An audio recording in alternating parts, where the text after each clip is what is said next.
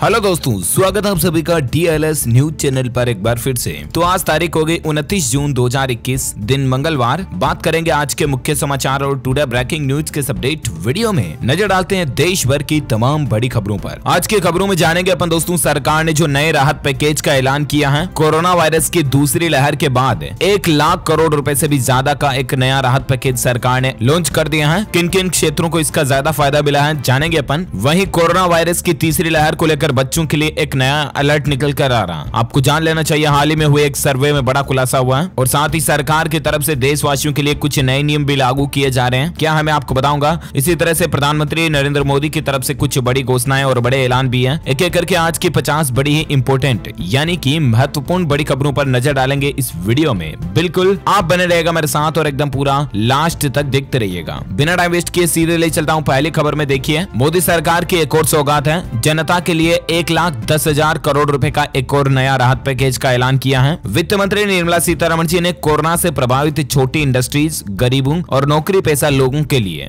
ये नया राहत पैकेज जारी किया है। अब इसमें आपको क्या क्या बेनिफिट्स मिलेंगे, इसके कुछ पॉइंट्स आप स्क्रीन पर देख सकते हैं। वित्त मंत्री निर्मला सीतारमण जी के 5 बड़े ऐलान है। कोरोना प्रभावित सेक्टर को 1.1 लाख करोड़ रुपए का लोन मिलेगा। अच्छा, इसके अलावा emergency credit line guarantee scheme में 1.5 लाख करोड़ रुपए की अतिरिक्त रकम रखी गई है। हेल्थ केयर सेक्टर को 50,000 करोड़ रुपए का लोन दिया जाएगा, यानी कि हॉस्पिटल वगैरह हो गए, मेडिकल, इन फील्ड को 50,000 करोड़ रुपए का लोन देगी ताकि इनका इंफ्रास्ट्रक्चर और बढ़ सके और कोरोना की तीसरी लहर से लड़ने में हम और ज्यादा मजबूत हो सके, है ना। वहीं देश के 25 लाख छोटे कारोबारियों को माइक्रो फाइनेंस इंस्टीट्यूशन के जरिए लोन दिए जाएंगे और साथ ही टूरिस्ट गाइड्स के लिए भी 1 लाख रुपए तक का लोन इस नए राहत पैकेज से मिल सकेगा। तो कई सारे ऐसे क्षेत्रों का इसमें खास ध्यान रखा गया है जो कोरोना से सबसे ज्यादा प्रभावित हुए हैं। क्रेडिट गारंटी स्कीम का ऐलान किया गया और इसके तहत जो माइक्रो फाइनेंस लेंडिंग कंपनीज हैं उनके जरिए लोगों को 1.25 लाख रुपए तक का कर्ज आसानी से मिल जाएगा। टूरिज्म सेक्टर के लिए भी एक नया राहत पैकेज का ऐलान किया जिसमें खास करके टूरिस्ट गाइड वगैरह को आसानी से लोन वगैरह मुहैया मिल सकेगा, है ना। साथ ही 5 लाख टूरिस्ट को फ्री टूरिस्ट वीजा भी दिया जाएगा। वित्त मंत्री ने घोषणा करते हुए कहा कि 5 लाख विदेशी टूरिस्ट वीजा जो है वो मुफ्त में जारी किए जाएंगे। इस प्लान का लाभ 31 मार्च 2022 तक मिलेगा। वही दोस्तों, इस राहत पैकेज से सार्वजनिक स्वास्थ्य सेवाओं में सुधार होगा। किसानों को भी इस राहत पैकेज में महत्व दिया गया है। वित्त मंत्री के ऐलान पर पीएम मोदी का ये कहना है। अब यहाँ पर देखिए, निर्मला सीतारमण ने राहत पैकेज में किसान भाई लोगों का भी खास ध्यान रखा है। खाद्य सब्सिडी में वृद्धि को लेकर एक अहम ऐलान किया गया। दरअसल दोस्तों, पिछले साल वित्त वर्ष में किसानों को खाद्य सब्सिडी के रूप में 27,500 करोड़ रुपए दिए गए थे, ठीक है ना। लेकिन इस चालू वित्त वर्ष में इनको बढ़ाकर 42,275 करोड़ रुपए कर दिया गया। तो खाद्य सब्सिडी को भी इस राहत पैकेज के जरिए बढ़ाया गया है। ये किसान भाई लोगों के लिए बड़ी ही अच्छी बात है। वहीं जो सरकार की आत्मनिर्भर भारत रोजगार योजना है ना, उसका भी विस्तार किया गया। फाइनेंस मिनिस्टर निर्मला सीतारमण ने कहा कि आखिर अब आपको कब तक इसका फायदा मिलता रहेगा। तो जो सरकार की आत्मनिर्भर भारत रोजगार योजना है वो इसी महीने जून 2021 में खत्म हो रही थी, लेकिन अब इस योजना को 31 मार्च 2022 तक बढ़ा दिया। तब तक लोगों को इस योजना का फायदा मिलता रहेगा। ओके,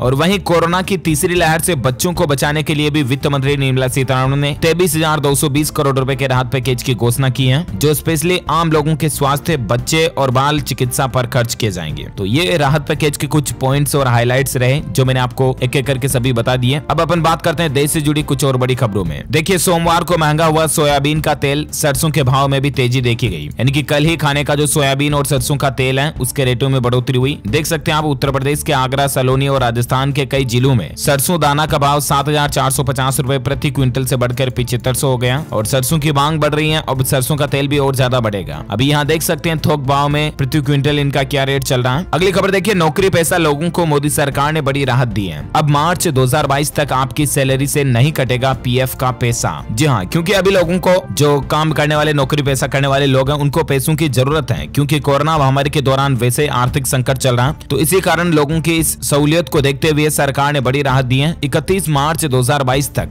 आपकी सैलरी का जो हर महीने पीएफ का पैसा कटता है ना, वो अब नहीं कटेगा। ओके, अगली खबर देखिए, सरकार ने इलेक्ट्रॉनिक्स उत्पादों के लिए PLI योजना को भी 1 साल बढ़ाकर 2025-26 कर दिया। जी हाँ, सरकार ने कल ही मोबाइल फोन पर जोर के साथ बड़े पैमाने पर इलेक्ट्रॉनिक्स उत्पादों के विनिर्माण पर आधारित जो प्रोत्साहन योजना है PLI, उसकी अवधि को भी 1 साल बढ़ा दिया और अब इसको कुल मिलाकर के 2025-26 तक कर दिया। ओके, अगली खबर देखिए, कोरोना वायरस के डेल्टा प्लस के खतरे को देखते हुए वीडियो कॉन्फ्रेंसिंग के जरिए जारी रहेगी कोर्ट की कार्यवाही। ये कहना दोस्तों दिल्ली हाई कोर्ट की तरफ तरफ से, क्योंकि अभी कोरोना वायरस का नया वेरिएंट का खतरा मंडरा रहा, डेल्टा प्लस वेरिएंट का, आपको पता होगा। तो इस खतरे को देखते हुए अगले महीने की 23 तारीख तक यानी कि 23 जुलाई तक वीडियो कॉन्फ्रेंसिंग के माध्यम से ही आवश्यक मामलों की सुनवाई करने का दिल्ली हाईकोर्ट ने निर्णय लिया है। इस डेल्टा प्लस वेरिएंट को लेकर कुछ और अलर्ट और चेतावनी भी आ रही, मैं आपको आगे बताऊंगा कोरोना अपडेट में। फिलहाल खबर देखिए दोस्तों, दुनिया में सबसे ज्यादा कोरोना वैक्सीन लगाने वाला देश बन चुका हमारा भारत, अमेरिका और ब्रिटेन को भी पछाड़ दिया। जी हाँ, मतलब दुनिया में सबसे ज्यादा नंबर ऑफ वैक्सीनेशन के रिकॉर्ड में इंडिया नंबर 1 पर आ चुका, टॉप 1 पर। और देश के इस क्षेत्र में नंबर 1 आने पर भारत के प्रधानमंत्री नरेंद्र मोदी ने देश को बधाई भी दी। उन्होंने कहा कि रफ्तार पकड़ रहा है भारत का टीकाकरण अभियान। अच्छा, वहीं देखिए दोस्तों, बच्चों में कोरोना फैल रहा है, क्योंकि हाल ही में देश की आर्थिक राजधानी मुंबई में सीरो सर्वे किया गया और उस सर्वे में पता चला कि 50% बच्चों में संक्रमण पाया गया, क्योंकि उनमें कोरोना की एंटीबॉडीज देखी गई और ज्यादातर बच्चों की उम्र 10 से 14 साल थी। यानी कि जो एक्सपर्ट्स लोगों ने अनुमान लगाया था कि कोरोना की तीसरी लहर बच्चों को सबसे ज्यादा प्रभावित करेगी, कहीं ना कहीं यह अनुमान अब हकीकत में बदलता नजर आ रहा, क्योंकि इस सीरो सर्वे में 50% बच्चों में एंटीबॉडीज मिली और 51% पॉजिटिविटी रेट पाई गई।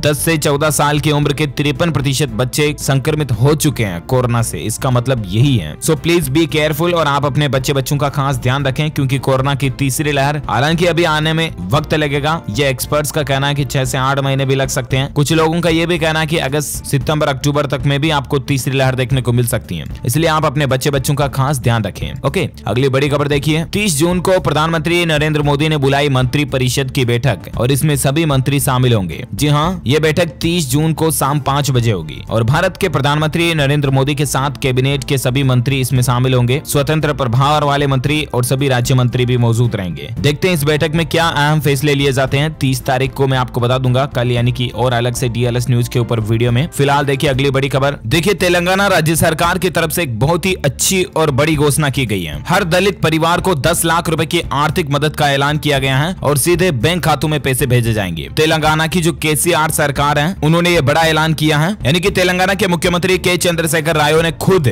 गरीब परिवार के लोगों के लिए बड़ी घोषणा की है। उनका कहना है दोस्तों कि तेलंगाना में हर अनुसूचित जाति के परिवार को 10 लाख रुपए की आर्थिक सहायता राशि सीधे उनके बैंक खातों में भेजी जाएगी। जो भी मतलब तेलंगाना में दलित लोग हैं, गरीब लोग हैं, उनको सरकार ये 10-10 लाख रुपए की आर्थिक वित्तीय सहायता राशि देगी। देश में पहली बार दोस्तों कोई राज्य सरकार इस तरह की डायरेक्ट सहायता राशि जो है गरीबों को मुहैया कराने से आ रही है, और वो भी इतनी बड़ी रकम के रूप में 10-10 लाख रुपए। वाकई में सरकार की तरफ से बहुत बड़ा फैसला लिया गया है ये। और चलिए अगली बड़ी खबर देखिए दोस्तों, ज्वेलरी की भी होगी यूनिक आईडी। जुलाई से आधार कार्ड के जैसे ही ज्वेलरी के हर नग की एक यूनिक पहचान अनिवार्य होगी। इससे पता चल जाएगा कि गहने कहीं चोरी के तो नहीं है। मतलब ये जो आपका जो गहने होंगे ना, उनका भी एक सीरियल नंबर होगा। हाल ही में आपको पता होगा, कल ही सरकार ने ये भी प्लान बनाया था कि देश के सभी जमीन जायदाद, संपत्ति, प्लॉट वगैरह का भी एक यूनिक नंबर बनाया जाएगा, ताकि इनका भी एक ऑनलाइन रिकॉर्ड बन सके। अब यहाँ पर सरकार का एक नया प्लान ये बनकर आ रहा है कि ज्वेलरी जो होगी ना, उनके भी हर नग की एक विशिष्ट पहचान होगी, UID होगी, उसकी एक यूनिक आइडेंटिटी होगी, और इस UID में बेचने वाले ज्वेलर का कोड और ज्वेलरी की पहचान दोनों ही दर्ज होगी। कोई व्यक्ति जैसे ही BIS द्वारा बनाए जा रहे मोबाइल ऐप में ये UID डालेगा तो पता चल जाएगा कि ये ज्वेलरी कब और कहां से खरीदी गई है। इतना रिकॉर्ड मतलब ज्वेलरी को लेकर भी सरकार बनाने जा रही है। ज्वेलरी बेचने वाले का भी एक यूनिक आईडी अनिवार्य होगा और ज्वेलरी की भी एक खास पहचान होगी, यानी कि सुनार की भी एक अलग से आईडी होगी और ज्वेलरी जो आप खरीदोगे, बेचोगे, उसकी भी एक यूनिक आइडेंटिटी होगी। तो ये सरकार की अच्छी प्लानिंग चल रही है और 1 जुलाई से इस तरह का नियम लागू होने जा रहा है। वाकई में अमेजिंग, राइट? बहुत ही अच्छी पहल है ये सरकार की। और अगली बड़ी खबर देखिए, उत्तर प्रदेश की योगी आदित्यनाथ सरकार ने 11 जिलों में नई लैब की सौगात दी है। अभी जो कोरोना का डेल्टा प्लस वेरिएंट बहुत ज्यादा चल रहा ना, तो इसकी टेस्टिंग लेबोरेटरी में जांच वगैरह करने के लिए 11 नए अलग अलग जिलों में लैब की निर्माण स्वीकृति दे दी है। अच्छा, वहीं देखिए यूपी में एक और अच्छा फैसला है कि ग्रेटर नोएडा के हर गांव और सेक्टर में बनेगा स्टेडियम और खेल का मैदान। 100 करोड़ रुपए इस पर खर्च होंगे। लेकिन फिलहाल ये ग्रेटर नोएडा के अंदर अथॉरिटी खेल आयोजनों में हिस्सा लेने के लिए खिलाड़ियों को एक्सपर्ट के टिप्स भी दिलाएगी और हर गांव सेक्टर में एक मतलब स्टेडियम बनाया जाएगा, खेल का मैदान, है ना। अच्छा, अगली खबर देखिए, खेल की जब बात हो रही तो T20 वर्ल्ड कप आयोजन को लेकर BCCI ने बड़ी घोषणा कर दी है। ये भारत में नहीं बल्कि UAE में होगा, ठीक है ना। खेल प्रेमियों के लिए मैं आपको बता दूं, T20 वर्ल्ड कप का जो आयोजन है ना, वो UAE में होगा। इसका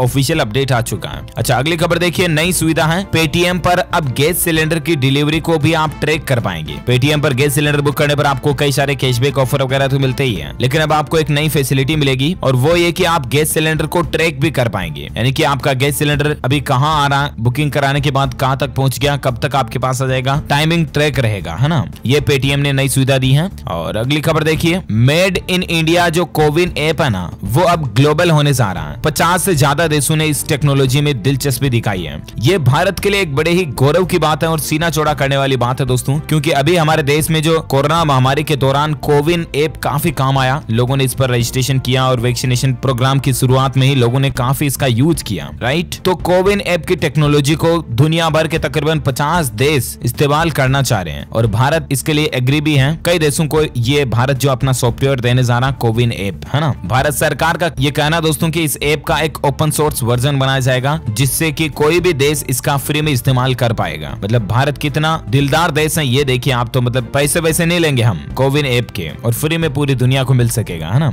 अगली खबर देखिए, भारत ने अग्नि प्राइम मिसाइल का सफल परीक्षण किया। इस मिसाइल की खास बात ये होगी दोस्तों कि इसको मोबाइल से भी लॉन्च करने की क्षमता है और तकरीबन 1500 से 4000 किलोमीटर की रेंज में ये दुश्मन को खत्म कर सकती है। भारत ने अग्नि मिसाइल का परीक्षण किया और ये कामयाब रहा, सफल परीक्षण रहा है। 2000 किलोमीटर तक भी दुश्मनों को भेजने की इस मिसाइल में काबिलियत है। वहीं देखिए दोस्तों, इंडियन आर्मी को लेकर बड़ी खबर आ रही है। भारत का ऐतिहासिक कदम है। चीन की सीमा पर भारत ने 50,000 सैनिक तैनात कर दिए हैं। हालांकि अभी भारत और चीन के बीच सीमा विवाद को लेकर कोई दौर की बातचीत हाल ही में नहीं हुई है, लेकिन पहले जो बातचीतें हुई थी उनसे यह पता चल रहा है कि भारत और चीन की सीमा पर जो विवाद है वो सुलझता नजर नहीं आ रहा है। और क्योंकि चीन भी सीमा पर अपनी शक्तियां बढ़ा रहा है, तो भारत भी पीछे नहीं है। भारत ने भी 50,000 अतिरिक्त सैनिकों को अपनी चीनी सीमा पर तैनात कर दिया। वहीं इंडियन आर्मी को लेकर एक खबर और ये देखिए कि आतंकियों का सपना बनकर रह जाएगा अब ड्रोन से हमला करना, क्योंकि भारत ऐसी खास तैयारी करने जा रहा है। बहुत बार देखा होगा आपने कि पाकिस्तानी ड्रोन जो है वो हमारे भारत की सीमा में घुस आते हैं और हर कुछ ही घुसपैठियां करते हैं। तो ये चीजें अब भारत के सामने नहीं टिक पाएगी, क्योंकि भारत जो है ना वो एक नई टेक्नोलॉजी का इस्तेमाल करने जा रहा है, एंटी ड्रोन सिस्टम स्मेश 2000+, और इससे एटलीस्ट हमारे देश की सिक्योरिटी बढ़ेगी। अच्छी बात है। अच्छा, अगली खबर में देखिए, आज के मौसम समाचार को लेकर अपडेट है। इन राज्यों में भारी बारिश की चेतावनी है। राजधानी दिल्ली सहित अन्य राज्यों का मौसम कैसा रहने वाला है वो तो मैं आपको बताऊंगा ही, लेकिन फिलहाल देखिए दोस्तों कि राजस्थान, दिल्ली वगैरह इन राज्यों में अभी भी मानसून की बारिश नहीं आ रही है ना। इसके पीछे कारण क्या है? तो देखिए आप, पाकिस्तान की गर्म हवा ने मानसून की राहों को रोक रखा है। राजस्थान में 10 दिन में रफ्तार नहीं पकड़ पा रहा है। मानसून 10 दिन से भी ज्यादा हो गए। पारा चढ़ने से गर्मी बढ़ रही है, उमस बढ़ रही है। 2 जुलाई के बाद अब राजस्थान में मानसून सिस्टम वापस एक्टिव होने के आसार नजर आ रहे हैं, क्योंकि फिलहाल क्या कि पाकिस्तानी रास्ते से ये मानसून इधर आगे बढ़ रहा है, तो पाकिस्तान की गर्म हवाओं के चलते मानसून जो है रुक रहा है। तो उम्मीद है 2 जुलाई के बाद आपको राजस्थान, राजधानी दिल्ली वगैरह में और जहां मानसून नहीं पहुंच पाया है वहां भी बारिश देखने को मिलेगी। फिलहाल अगले 24 से 48 घंटों के दौरान आज संपूर्ण भारत का 29 जून 2021 का मौसम पूर्वानुमान आखिर क्या कहता है? तो आपको बता दूं, अगले 24 घंटों के दौरान सिक्किम, असम, मेघालय, अरुणाचल प्रदेश, इन राज्यों में कुछ बारिश देखने को आपको मिल सकती है। इसके अलावा पश्चिम बंगाल हो गया, मध्य महाराष्ट्र, कोंकण, गोवा, गुजरात, कर्नाटक, केरल, लक्षद्वीप, छत्तीसगढ़, साथ ही झारखंड, अंडमान निकोबार के कुछ इलाकों में भी आपको हल्की मध्यम बारिश देखने को मिल सकती है। ओके, अगले 24 घंटों के दौरान का वेदर न्यूज अपडेट ये रहा। वहीं सराफा बाजार में सोने चांदी के रेट को लेकर खबर देखिए। आज फिर सोने चांदी में मामूली उछाल देखा गया। सोने के रेट में 116 रुपए की तेजी आई और उसके बाद सराफा बाजार में सोने का रेट 46,337 रुपए प्रति 10 ग्राम चल रहा। वहीं चांदी में 161 रुपए का उछाल देखने को मिला और उसके बाद अभी चांदी का रेट 67,015 रुपए प्रति किलोग्राम रेट चल रहा। ओके, ये रहा आज का gold and silver price today news. और वहीं कोरोना वायरस से संबंधित कुछ बड़ी खबरों पर नजर डालते हैं। देखिए अपडेट आप, गर्भवती महिलाओं के लिए स्वास्थ्य मंत्रालय ने गाइडलाइंस जारी की हैं और स्वास्थ्य मंत्रालय का यह कहना है कि कोरोना की वैक्सीन लगवाना उनके लिए क्यों जरूरी है। तो दरअसल स्वास्थ्य मंत्रालय का कहना है कि ऐसी महिलाएं जिनका मोटापा ज्यादा है और जिन्हें हाई ब्लड प्रेशर की समस्या या उनकी उम्र अगर 35 साल से ज्यादा है तो उन्हें कोरोना का खतरा ज्यादा है। इसलिए गर्भवती महिलाएं भी जरूर वैक्सीन लगवा लें और दूसरी महिलाएं भी जरूर वैक्सीन लगवा लें, क्योंकि कोरोना की पहली लहर की तुलना में दूसरी लहर में गर्भवती महिलाओं में भी संक्रमित होने की संख्या ज्यादा थी, लगभग दुगुनी थी, और इसलिए गर्भवती महिलाओं के लिए खास रिक्वेस्ट है कि वो वैक्सीन जरूर लगवा लें। ओके,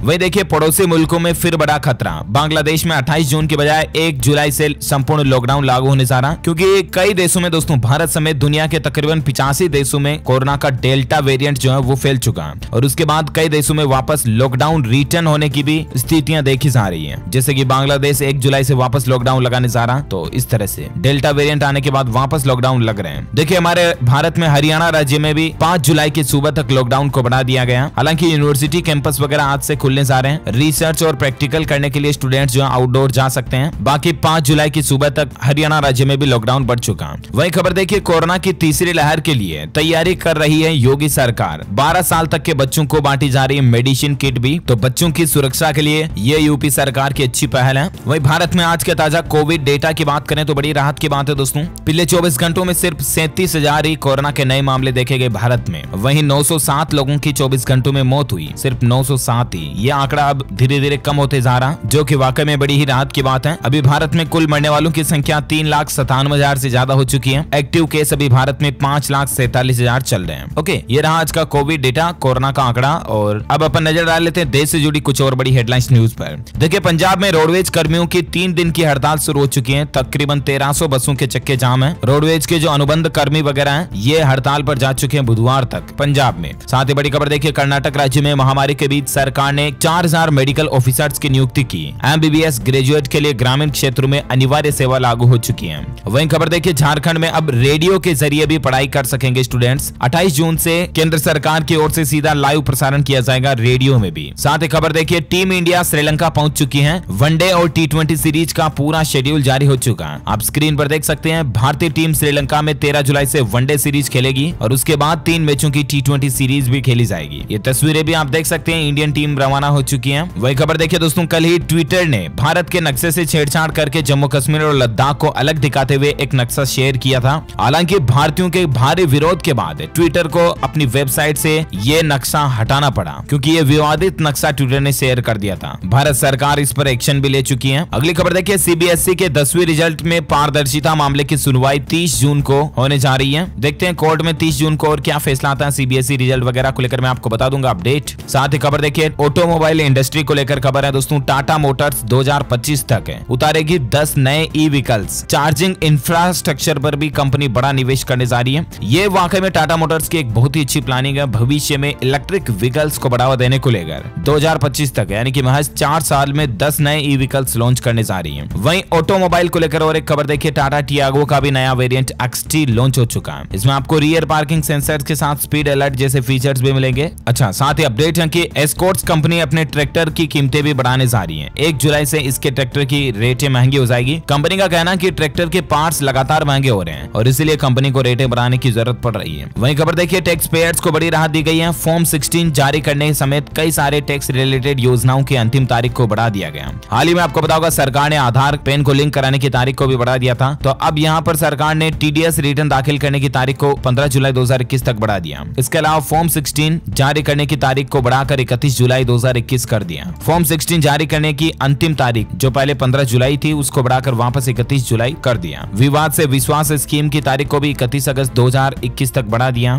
तो ये कुछ डेट्स इंक्रीज की गई है इनकम टैक्स फील्ड में, मैंने आपको बता दी। वहीं देखिए अगली खबर दोस्तों, McAfee करके आपको पता होगा कंप्यूटर में एक एंटीवायरस चलता है। उस एंटीवायरस सॉफ्टवेयर के जो क्रिएटर जनक हैं, जॉन मैकेफी उनका नाम है। मैकेफी के नाम से ही उनका एंटीवायरस का नाम भी उन्होंने रखा। उनके स्पेन जेल में मौत हो चुके हैं। टैक्स के मामलों के खिलाफ थे। टैक्स मामलों में उनका मुकदमा चल रहा था और वो जेल में बंद थे। अब वो इस दुनिया में नहीं रहे हैं, लेकिन उनकी सक्सेस देखिए। मैकेफी करके उन्होंने अपने ही नाम पर एंटीवायरस सॉफ्टवेयर बनाया जो आज दुनिया भर में कंप्यूटर और मोबाइल फोन्स को सिक्योरिटी देने में काम करता है। अच्छा, वहीं इसरो को लेकर और एक अच्छी खबर देखिए। इस साल दिसंबर में पहला मानव रहित मिशन लॉन्च करने जा रहा है इसरो। ये हमारी स्पेस एजेंसी की योजना है। भारतीय अंतरिक्ष अनुसंधान संगठन जो है ना, वो इस साल एंड तक दिसंबर तक पहला मानव रहित मिशन लॉन्च करने जा रहा है। बेस्ट ऑफ लक हम सबकी तरफ से इसरो को। अगली खबर देखिए दोस्तों, बिहार राज्य में 5 चरणों में खोले जाएंगे शिक्षण संस्थान। शिक्षा मंत्री ने बताया कि आखिर कब खुलेंगे यूनिवर्सिटीज और कॉलेज। तो इसको लेकर उन्होंने कहा कि अगर इसी तरह की कोरोना की स्थितियों में सुधार होता रहा तो 6 जुलाई के बाद हालात सामान्य होना शुरू हो जाएंगे और उसके बाद कॉलेज यूनिवर्सिटीज वगैरह ये खोले जाएंगे 6 जुलाई के बाद। ओके,